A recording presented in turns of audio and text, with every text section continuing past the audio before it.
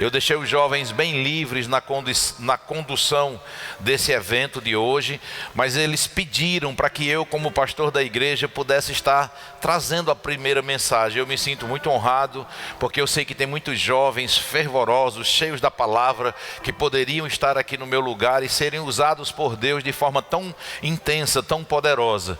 Mas eu aceitei esse convite, estou aqui de forma muito honrosa. Obrigado aos jovens dessa igreja, Geração Águas, que me convidou para dar este pontapé inicial. Então eu quero agradecer pelo carinho, pela honra, e eu quero só fazer um lembrete, assim, de alguma forma, como já foi falado aqui.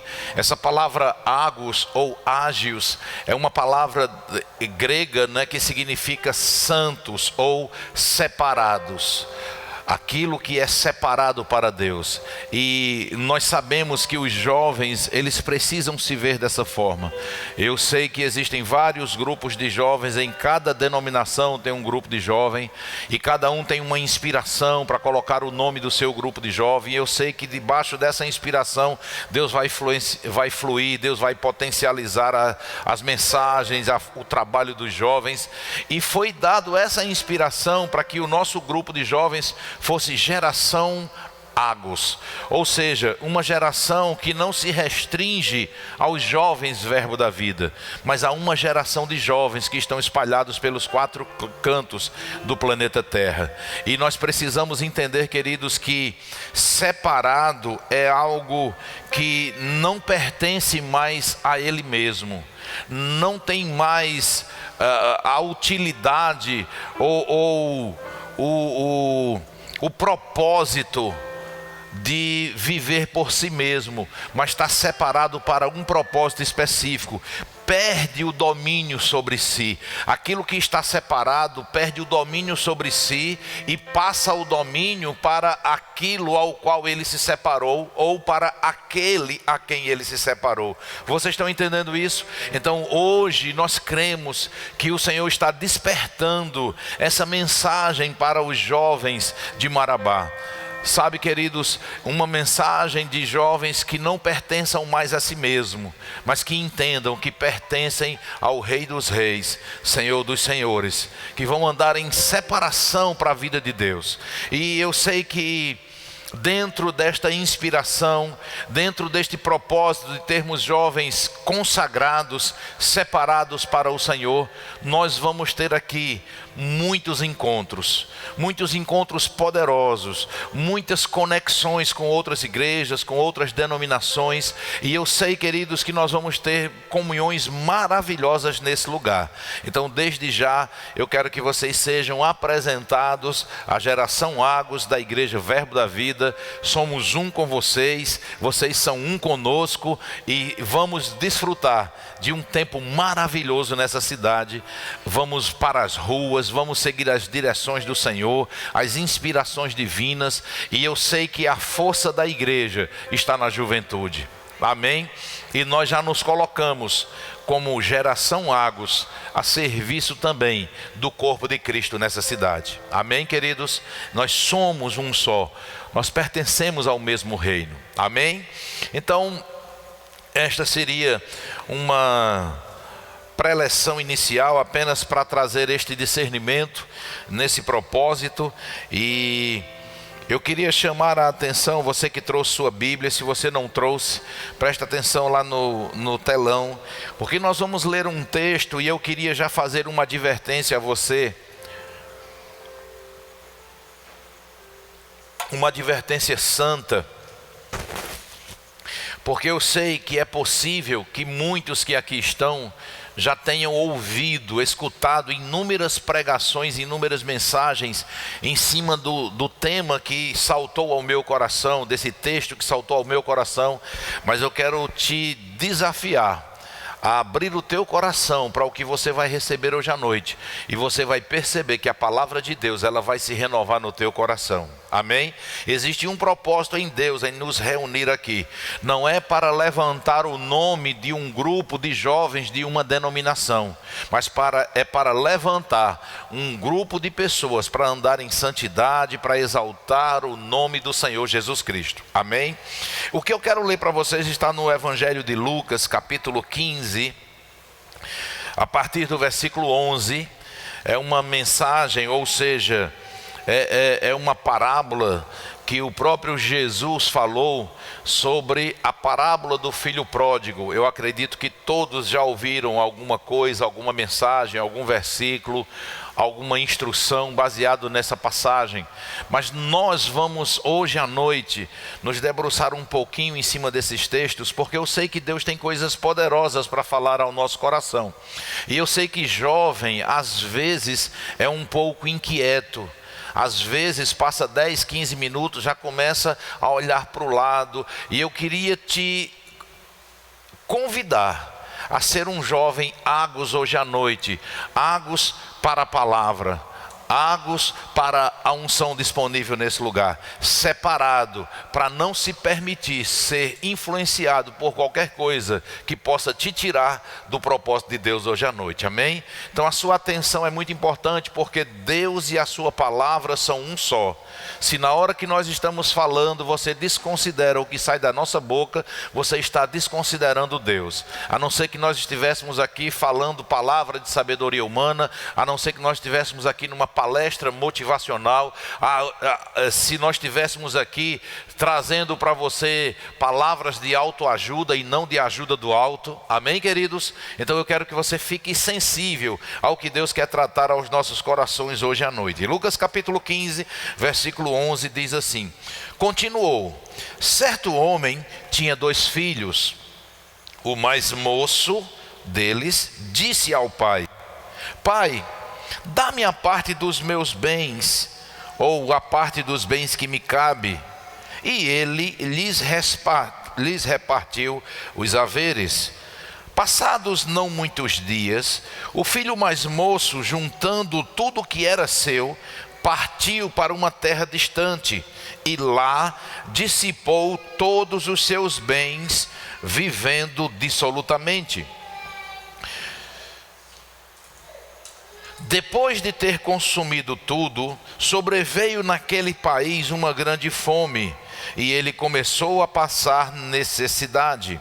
Então ele foi e se agregou a um dos cidadãos daquela terra, e este o mandou para os seus campos a guardar porcos. Ali desejava ele fartar-se das alfarrobas que os porcos comiam, mas ninguém lhes dava nada. Então, caindo em si, disse: quantos trabalhadores de meu pai têm pão com fartura, e eu aqui morro de fome? Levantar-me-ei e irei ter com o meu pai, e lhe direi: Pai, pequei contra o céu e diante de ti. Versículo 19: já não sou digno de ser chamado teu filho, trata-me como um dos teus trabalhadores. E levantando-se foi para o seu pai, que vinha ele ainda de longe, quando seu pai o avistou, e compadecido dele, correndo o abraçou e beijou. E o filho disse: Pai, pequei contra o céu e diante de ti, já não sou digno de ser chamado de teu filho. O pai, porém, disse aos seus servos: trazei depressa a melhor roupa, vestiu, põe-lhe um anel no dedo e sandálias nos pés. Trazei também matar um novilho cevado, comamos e regozijemo-nos, porque este meu filho estava morto e reviveu, estava perdido e foi achado. E começaram a regozijar-se. Amém, queridos? Que texto poderoso, que palavra poderosa o Senhor traz para nós hoje à noite. Eu queria trazer uma reflexão, trazer uma ênfase aqui sobre alguns cenários, porque sempre esta mensagem, na sua grande maioria das vezes, ela é pregada num sentido de exortação, de advertência, para trazer para perto um filho que está longe. Mas nós podemos aqui também, queridos, colocar um olhar sobre aquele filho que estava junto do seu pai, junto da sua casa, e no versículo 13, a Bíblia diz assim, passado não muitos dias depois de ele haver recebido tudo aquilo que o pai havia lhe dado como herança, no versículo 13 diz, passado não muitos dias, o filho mais moço, ajuntando tudo o que era seu, partiu. E, queridos, eu queria fazer uma reflexão já em cima dessa atitude deste filho que tinha tudo, que estava dentro de um lar protegido pelo pai, pela autoridade do pai, e de repente, porque lhe apareceu uma oportunidade de viver independente, ele abraçou aquela visão, abraçou aquele projeto e decidiu sair de perto do pai. Sabe, queridos, certamente nós precisamos analisar um pouco o que vem a passar, o que pode ter passado na cabeça desse jovem, para ele receber uma influência de sair de perto da proteção e sair para uma terra distante. É possível, queridos, que ele, mesmo tendo pedido a herança dos pais, se o pai não tivesse dado, certamente ele sairia também, porque aqui denota que ele não dependia, ele não estava dependendo das finanças do pai para sair.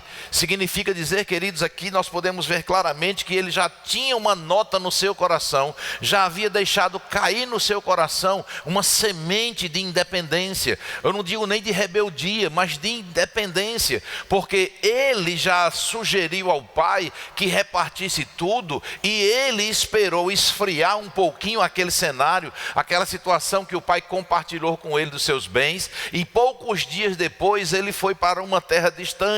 Sabe, queridos, é possível que esse jovem, mesmo aqui nós temos um exemplo de um pai que atendeu a um pedido de um filho, nós podemos também analisar que é possível que esse filho tenha tido muitas frustrações por alguns não que o pai tenha dado, e ele tomou essa atitude de pedir o que era seu. A Bíblia não relata em que cenário esse filho pediu aquilo que era seu, mas é possível que tenha sido por causa de uma insatisfação no relacionamento familiar. Pode ser que ele tenha tentado arriscar uma vida de independência para ser dono do seu próprio nariz. Por quê? Porque ele queria ser aceito pelas pessoas. Talvez ele queria mostrar para as pessoas que o pai que ele tinha não era tão bom como talvez as pessoas estavam vendo lá fora, porque muitas vezes, queridos, o melhor pai do mundo é o pai dos nossos amigos e não os nossos, porque os nossos, eles nos dão, pelo menos é para dar, nãos que vão forjar um caráter que a própria vida exige. Você sabia que é necessário que nós passemos por algumas frustrações debaixo da proteção dos nossos pais, para que quando a vida começar a nos dar frustrações, a gente não esteja tão fragilizado ao ponto de ficar pelo meio do caminho, ao ponto de ficar uma pessoa vulnerável. Nós vemos hoje muitas pessoas frustradas e elas não conseguem desenvolver o seu potencial, não conseguem se ver como Deus as vê, porque elas estão frustradas, porque elas idealizam. E outra coisa, queridos, aqui quando sai de uma proteção, quando sai debaixo da cobertura, fica fora da influência que protege, fora da influência que traz para uma correção. O maior perigo nosso, queridos, é nós não estarmos ajustando a rota da nossa vida. Facilmente a gente pode dar passos largos para uma direção onde Deus não está nos esperando naquela direção. É seguro para mim estar numa direção de Deus. E outra coisa que nós precisamos entender, queridos, na nossa vida, nós não vamos para uma direção aonde Deus vai estar nos esperando lá. Nós vamos estar indo para uma direção onde Deus já foi na frente, abrindo um caminho de vitória para nós. Então não é simplesmente eu ir por qualquer lugar que eu vou encontrar Deus, porque muitas pessoas passam por decepções, por problemas, por dificuldades em suas vidas, por sentimentos que levam a uma clausura, a uma vida deplorável, pensando em destruir-se por si só, resultado, queridos, de trilhar caminhos que Deus não indicou, que Deus não sugeriu, que Deus não orientou. Vocês estão entendendo isso, queridos? Então esse sentimento de independência, nós às vezes pensamos no filho pródigo como um filho dentro desse contexto aqui, mas deixa eu fazer uma reflexão dentro do auditório que nós estamos aqui, das pessoas que porventura estejam nos assistindo pela internet agora. Sabe, queridos, esse filho estava indo tão bem, debaixo da proteção dos pais, numa família que cuidava dele. A Bíblia mostra que não lhe faltava nada. O que levou esse jovem, queridos, a decidir ter uma experiência de vida desnecessária? Mas na mente dele, no coração dele, ele associou que precisava viver uma aventura. E o Senhor nos adverte hoje à noite: você já tem uma aventura maravilhosa, que é viver na palavra, que é viver por fé, que é você decidir praticar os princípios da palavra. Não tem aventura mais saborosa do que essa, meu irmão. É uma adrenalina ser crente. Se você for crente de verdade, é uma adrenalina ser crente. Você já imaginou se aproximar de um cara, às vezes mal encarado, com cara de poucos amigos, e o Espírito Santo dizer: vá lá e perto dele e fale do meu amor para ele? Queridos, é uma adrenalina.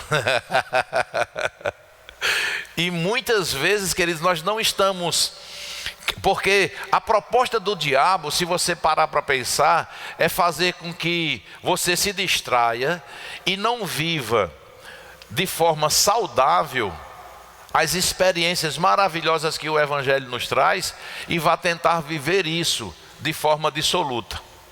Por exemplo, nós podemos viver um êxtase com Deus. Você sabia disso?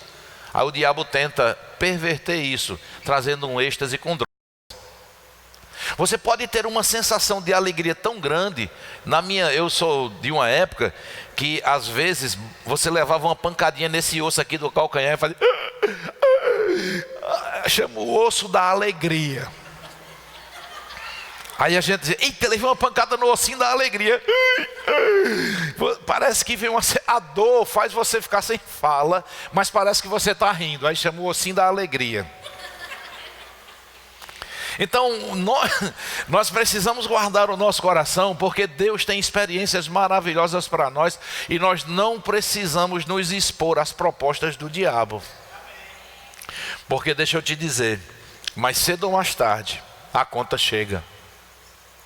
Mais cedo ou mais tarde, viver independente cansa, traz a colheita. Por quê? Porque nós não nascemos para viver independentes. Deus não nos fez assim. Deus é Deus de relacionamento, Deus é Deus de hierarquia. E sabe, queridos, o que poderia levar um jovem a sair da proteção da casa e ir para o mundo se aventurar? Talvez o que faz alguns jovens, mesmo dentro de casa, estarem distantes da família. Quando chega na escola, tem o seu grupo. Quando chega lá fora, na rua, na sociedade, eles se rendem a um estilo de vida, e mesmo voltando para casa de noite para dormir, estão vivendo distantes e separados do estilo de vida que o pai tem para eles. Amém? Aí agora, esse estilo de vida que ele optou é um estilo de vida muito convidativo. Já pensou um jovem hoje, ainda que cheio da palavra, mas se ele tiver bons recursos, ou recursos em quantidade nas suas mãos, você sabia que ele pode não se desviar de Deus, mas se desviar de propósitos de Deus? Porque quando nós falamos em desviado, a gente já pensa alguém pecando.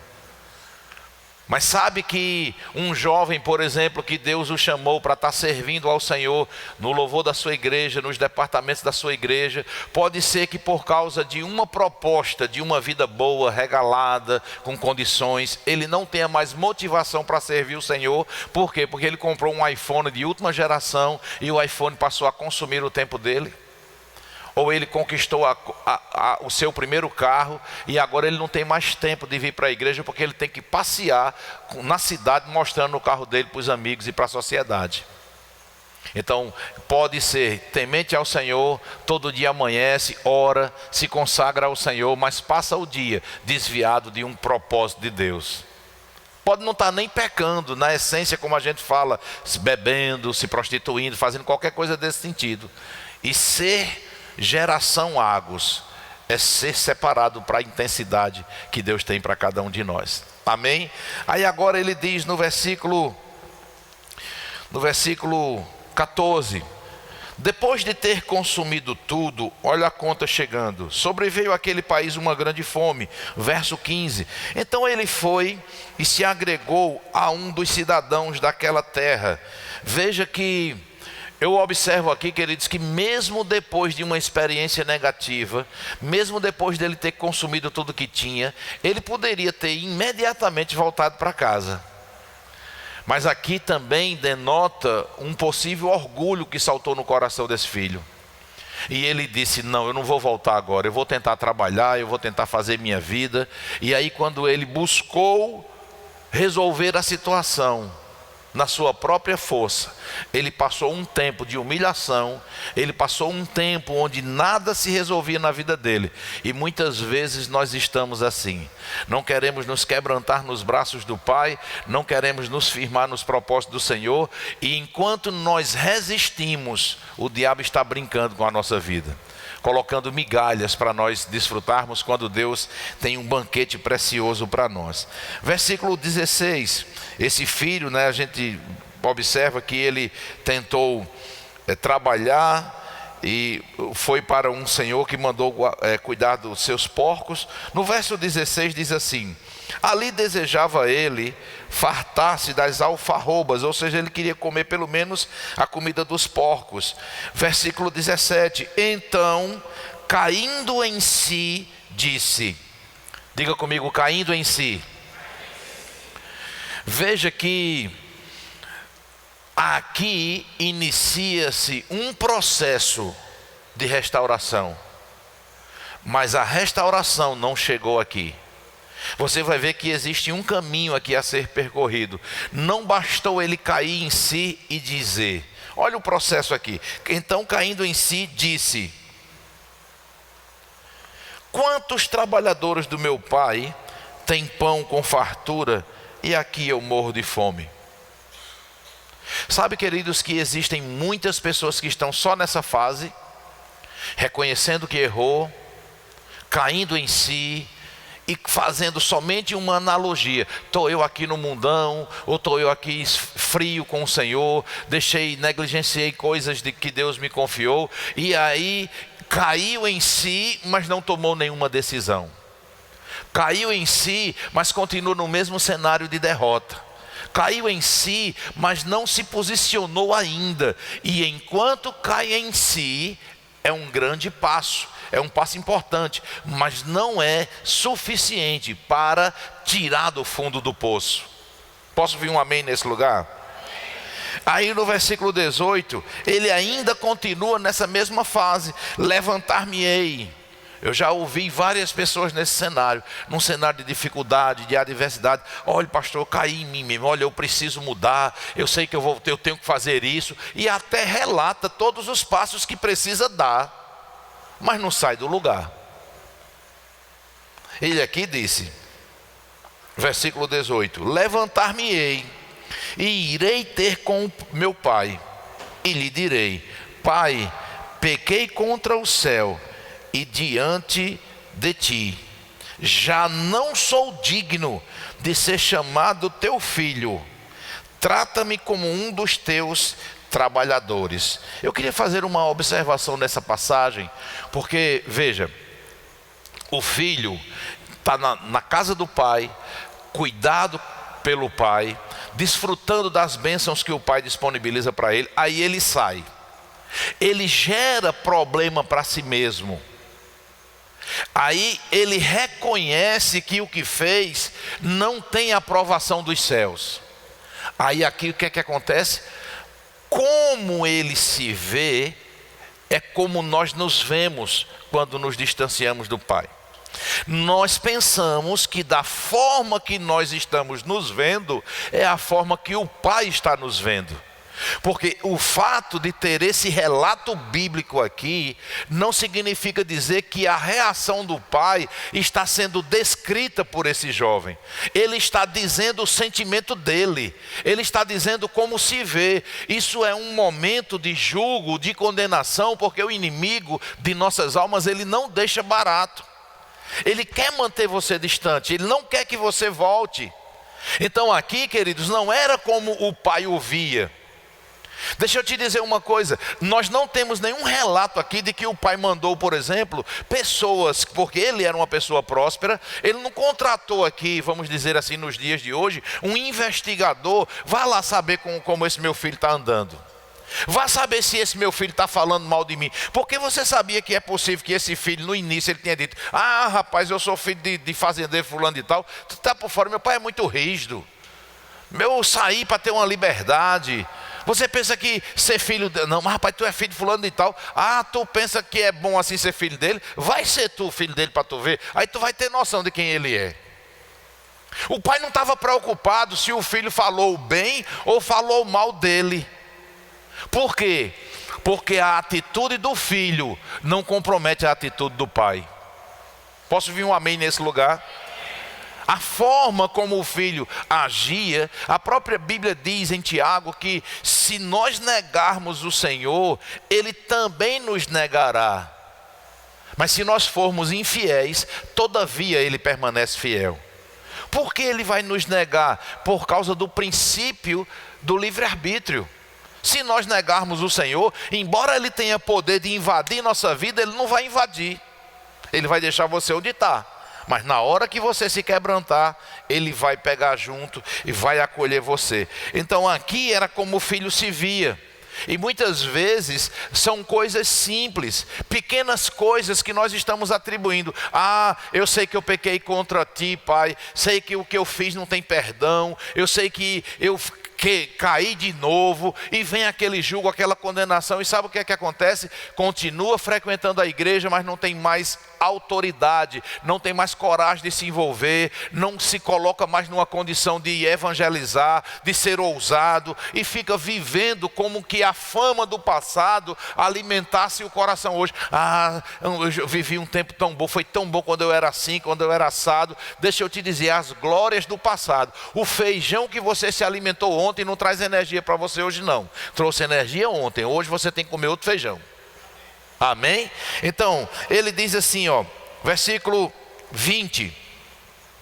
Ele conjecturou tudo isso, como ele se via, mas no versículo 20 diz, faz algo poderoso, que é o ponto de advertência para nós hoje à noite. Eu não sei em que situação você possa estar, eu não sei que caminho você possa ter percorrido, mas a Bíblia diz aqui no versículo 20, e levantando-se foi.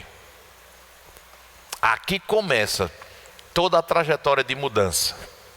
Não foi quando caiu em si, não foi quando disse, não foi quando ficava fazendo um discurso. Já viu pessoas que ficam fazendo discurso? Rapaz, você não sabe quem eu sou não. Olha, eu já fui da igreja, eu já fui batizado, eu já fui isso, já fui aquilo outro. Mas o que eu fiz, aquela coisa, mas tem nada não. Você vai ver, um dia eu vou voltar. E eu vou voltar mais forte ainda. E parece que isso alimenta. Mas não adianta estar dizendo que vai voltar mais forte. O que adianta é voltar. Porque enquanto diz não adianta de nada. Não sai do lugar. Amém, queridos? A Bíblia diz, levantando-se foi para o seu pai. Agora, vamos parar para pensar um pouco.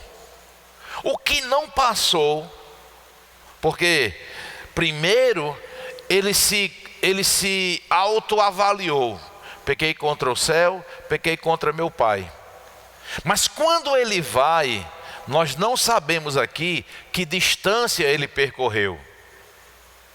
Mas nós podemos ver aqui um jovem determinado. Foi determinado para ir para o erro, mas também foi determinado para voltar. Porque, queridos, deixa eu te dizer, nós não imaginamos o que passou na cabeça desse jovem quando ele estava percorrendo o caminho de volta. Você já imaginou o diabo dizendo, tu sabe o que é que está te esperando lá? Tu está pensando que tu vai ser aceito?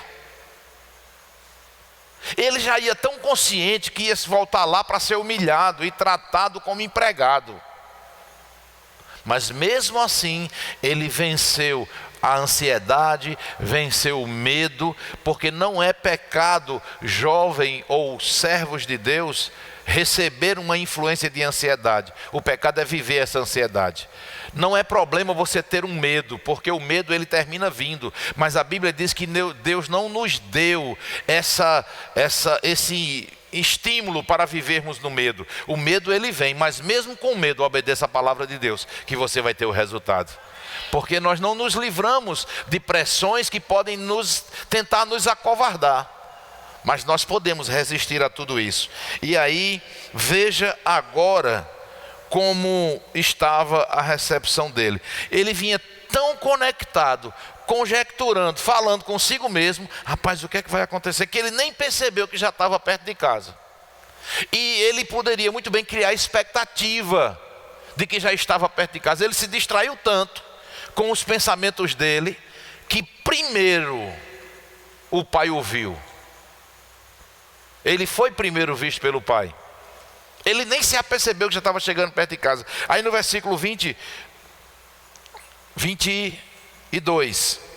Veja agora, porque nós vimos como era que ele se via. Vamos ver agora como o pai o via. Não é diferente da nossa vida hoje à noite aqui. Essa palavra ela não prescreveu. Essa parábola ela não tem prazo de validade. Aqui é uma parábola onde Deus está, através da boca de Jesus, exaltando princípios que prevalecem até hoje.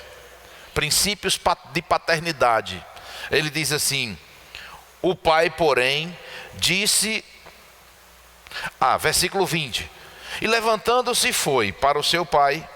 Vinha ele ainda longe, quando seu pai o avistou. E compadecido dele, olha o sentimento que o pai tinha. Compadecido dele, correndo, o abraçou e o beijou. Versículo 21. E o filho disse: pai, pequei contra o céu e diante de ti. Já não sou digno de ser chamado de teu filho. O diabo é tão astuto que, porque isso está registrado na Bíblia, não tem nenhuma inspiração divina nessas palavras. Mas a Bíblia não é inspirada? Não foi Jesus quem estava proferindo esta parábola? Jesus estava proferindo uma parábola, onde ele colocou nessa parábola personagens, entenda isso. E ele quer trazer aqui, queridos, uma lição de acolhida do pai, de que o pai está envolvido no arrependimento. Sabe que aqui está implícito, não podemos ver claramente, mas um dos princípios de Deus, da sua soberania, estão aqui limitados. Deus pode tudo, não pode tudo? Sim ou não? Mas Deus pode tudo que ele disse que pode. Por isso que esse filho aqui, ele teve que ser acolhido. Você sabia, querido, deixa eu dizer algo para você. Se uma pessoa ele se desvia, se ele sai dos propósitos do Senhor, se ele volta genuinamente, não se escandalize com o que eu vou dizer aqui, porque isso vai salvar a vida de muita gente. Presta atenção, coloca a tua religiosidade de lado, não atira pedras em mim, mas se houver um arrependimento genuíno, Deus está obrigado a acolher. Porque a Bíblia diz que Deus disse que não desprezava um coração quebrantado e contrito. Ninguém pode impor isso a Deus. Ninguém pode colocar essa pressão em Deus dele ter que aceitar. Mas ele colocou nele mesmo. Quem está entendendo isso? Então ele disse: é impossível que eu negue, que eu rejeite um coração quebrantado e contrito. Esse princípio está aqui demonstrado. Amém? Então ele diz assim: trazei-me também, no versículo 23, e matai um novilho cevado, comamos e regozijemo-nos.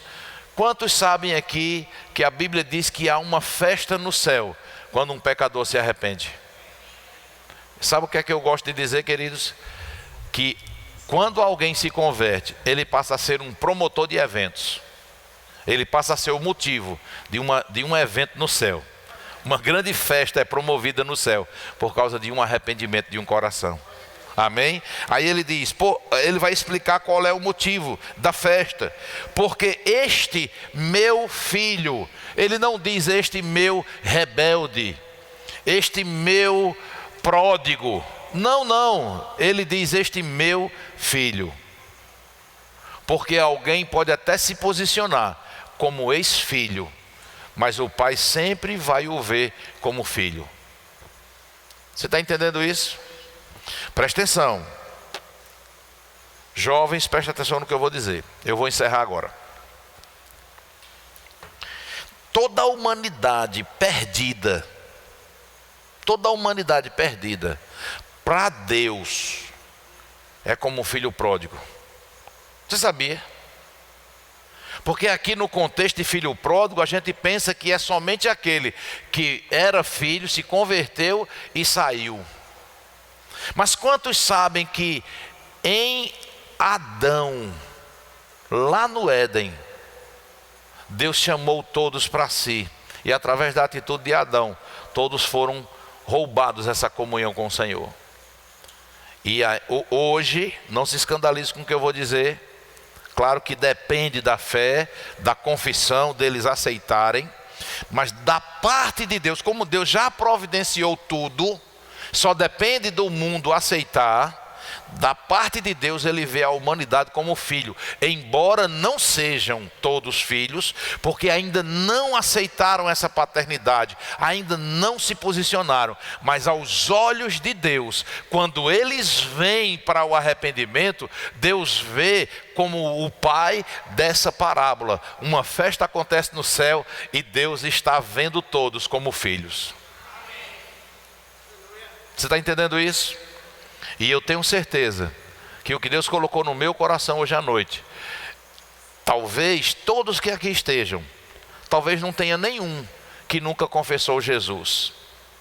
É possível que tenhamos hoje à noite, nesse auditório, pessoas que já confessaram Jesus como Senhor e Salvador. E talvez até estão se questionando, como uma parábola de filho pródigo para tantas pessoas que são filhas. Mas deixa eu te dizer, estar na condição de pródigo aqui, não significa dizer estar somente comendo comida de porcos. Mas significa dizer que talvez não esteja sendo alimentado pela palavra de Deus, e esteja se alimentando daquilo que o porco, que é o diabo, esteja oferecendo. Tão santo, tão dentro da igreja, mas recebendo influência de internet. Pornografia pela internet, ouvindo piadinhas que não edificam e achando bonitinho, achando bom, para ser aceito por uma sociedade que não tem compromisso nem temor a Deus. E o Senhor nos reuniu hoje à noite aqui, porque Ele quer que eu e você sejamos advertidos de um propósito que Ele tem para a nossa vida. Porque cada um de vocês que aqui estão, dos mais jovens que ainda estão nos braços ali, ao mais experiente aqui, eu quero te dizer, cada um de nós temos uma multidão que nos segue. Nós somos referenciais. Deus tem um propósito na minha vida e na vida de cada pessoa que está aqui. O que depende desse propósito se cumprir? Deus é todo soberano, Ele faz como quer, da maneira que Ele quer. Não. Deus é Deus de princípios. Ele não usa quem não é dele. E ainda que seja dele, se não quiser se colocar à disposição, Ele não vai usar. Não venha com aquela história, porque eu tenho um chamado de Deus, aí eu não servi ao Senhor, aí Deus me castigou.